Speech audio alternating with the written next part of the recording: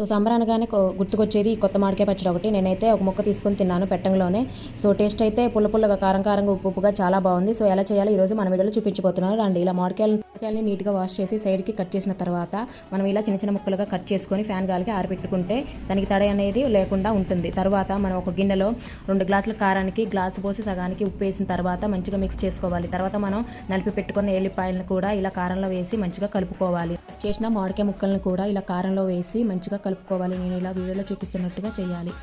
కారం ఉప్పు ముక్కలుగా పట్టించిన తర్వాత మనకి సరిపడా ఆయిల్ వేసి మంచిగా మిక్స్ చేసుకొని తర్వాత ఒక డబ్బాలో స్టోర్ చేసుకొని 3 రోజుల తర్వాత తీసుకొని వేడివేడి అన్నంలో వేసుకొని తింటూ ఉంటే అసలు వేరే లెవెల్ టేస్ట్ అయితే. మా అత్తయ్య అయితే ఈ పచ్చడి బాగా పెట్టారు. మేమైతే 2 రోజుల్లోనే చేసాము. ఈ కొత్త మామిడికాయ పచ్చడి అయితే 1 మంత్ 2 మంత్ వరకు అయితే స్టోర్ చేసుకోవచ్చు. కానీ అప్పటిదాకా అయితే అసలే ఆగదు, మనం తినేస్తాం కాబట్టి. అండ్ ఈ వీడియో మీకు ఎలా అనిపించిందో కామెంట్ చేయడం మాత్రం మర్చిపోకండి.